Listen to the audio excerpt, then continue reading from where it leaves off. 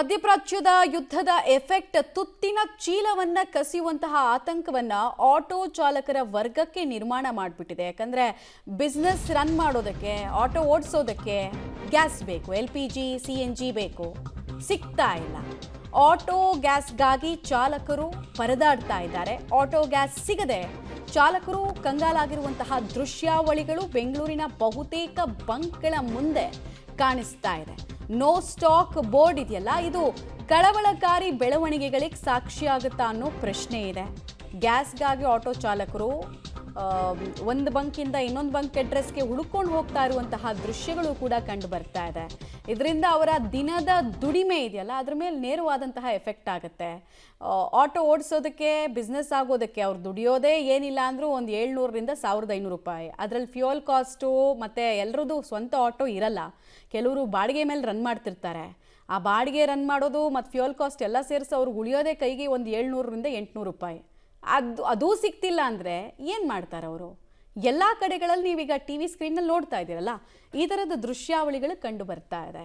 Gas ಇಲ್ಲ, ಇಲ್ಲಿಗೆ ಬರೋದಕ್ಕೆ ಹೋಗಬೇಡಿ, ವೆಯ್ಟ್ ಮಾಡಬೇಡಿ, ಸ್ಟಾಕ್ ಯಾವಾಗ ಬರುತ್ತೋ ಗೊತ್ತಿಲ್ಲ ಅಂತ ಬಂಕ್ನವರೇ ಡಿಸ್ಪ್ಲೇ ಬೋರ್ಡನ್ನು ಅಂಟಿಸ್ತಾ ಇರೋದು ಆಟೋ ಚಾಲಕರ ಮುಖದಲ್ಲಿ ಆತಂಕದ ಗೆರೆ ನಿರ್ಮಾಣ ಆಗೋದಕ್ಕೆ ಕಾರಣ ಆಗ್ತಿದೆ.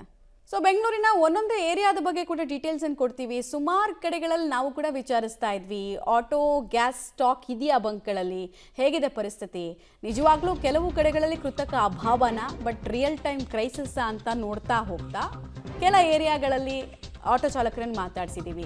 ಆ ಡೀಟೇಲ್ಸನ್ನು ಕೂಡ ಕೊಡ್ತೀವಿ ನಿಮಗೆ.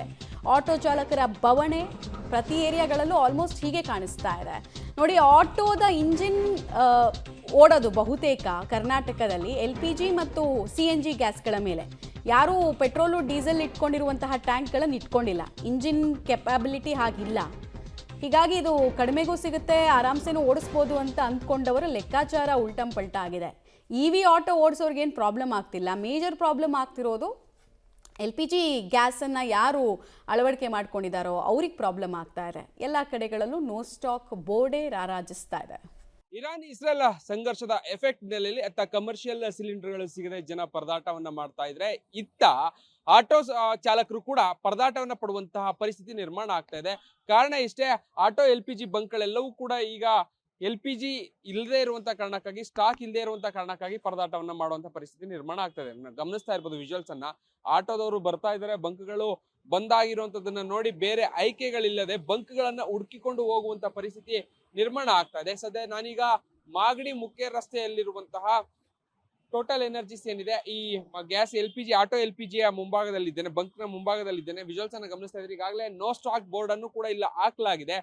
ಕಳೆದ 2 ವಾರದಿಂದ ಕಂಪ್ಲೀಟ್ ಆಗಿ ಬಂಕ್ ಅನ್ನ ಬಂದ್ ಮಾಡಲಾಗಿದೆ. ಪೂರೈಕೆ ಇಲ್ಲದೆ ಇರುವಂತಹ ಕಾರಣಕ್ಕಾಗಿ ಬೇರೆ ಆಯ್ಕೆಗಳಿಲ್ಲದೆ ಮಾಲೀಕರು ಇದನ್ನ ಬಂದ್ ಮಾಡುವಂತಹ ಪರಿಸ್ಥಿತಿ ನಿರ್ಮಾಣ ಆಯ್ತು. ಸೊ ಅದೇ ಕಾರಣಕ್ಕಾಗಿ ಬಂದ್ ಮಾಡಲಾಗಿದೆ. ಬೆಂಗಳೂರಿನ ಅನೇಕ ಕಡೆಗಳಲ್ಲಿ ಇದೇ ರೀತಿಯಾದಂತಹ ಪರಿಸ್ಥಿತಿ ನಿರ್ಮಾಣ ಆಗಿದೆ. ಆಟೋ LPG ಏನಿರ್ತಾ ಇತ್ತು, ಬಹುತೇಕ ಬೆಂಗಳೂರಿನಲ್ಲಿ ಸುಮಾರು 40,000ಕ್ಕೂ ಹೆಚ್ಚು ಆಟೋಗಳು ಈ LPG ಏನಿದೆ ಇದರ ಮೇಲೆ ಅವಲಂಬನೆಯನ್ನ ಮಾಡಿಕೊಂಡಿರುವಂತದ್ದು. ಈಗ ಬಂಕ್ಗಳು ಸಿಗದೆ ಇರುವಂತಹ ಕಾರಣಕ್ಕಾಗಿ ಎಲ್ಲಿ ಬಂಕ್ ಸಿಗುತ್ತೆ ಅಲ್ಲೇ ಹೋಗಿ ಇಂಧನವನ್ನ, ಅಂದ್ರೆ ಆಟೋ LPGಯನ್ನ ತುಂಬಿಸ್ಕೊಳ್ಬೇಕಾದಂತ ಪರಿಸ್ಥಿತಿ ನಿರ್ಮಾಣ ಆಗ್ತದೆ. ಒಂದ್ ಕಡೆ ದರ ಏರಿಕೆ ಆಗ್ತಾ ಇದ್ರೆ, ಮತ್ತೊಂದ್ ಕಡೆ ಸರಿಯಾದ ಪ್ರಮಾಣದಲ್ಲಿ ಪೂರೈಕೆ ಆಗ್ತಾ ಇಲ್ಲ. ಸೊ ಒಂದ್ ಕಡೆ ಆಟೋ LPG ಸಿಗದೆ ಇರುವಂತಹ ಕಾರಣಕ್ಕಾಗಿ ಬೇರೆ ಆಯ್ಕೆಗಳಿಲ್ಲದೆ ಆಟೋ ಚಾಲಕರು ಕೂಡ ಆಟೋಗಳನ್ನ ನಿಲ್ಲಿಸುವಂತ ಪರಿಸ್ಥಿತಿ ನಿರ್ಮಾಣ ಆಗ್ತಾ ಇದೆ. ಬೆಂಗಳೂರಿನ ಬಹುತೇಕ ಕಡೆಗಳಲ್ಲಿ ಆಟೋ LPG ಬಂಕ್ಗಳು ಎಲ್ಲೆಲ್ಲಿ ಇದೆ ಅಲ್ಲೆಲ್ಲವೂ ಕೂಡ ಇದೇ ಪರಿಸ್ಥಿತಿ ನಿರ್ಮಾಣ ಆಗ್ತಿದೆ.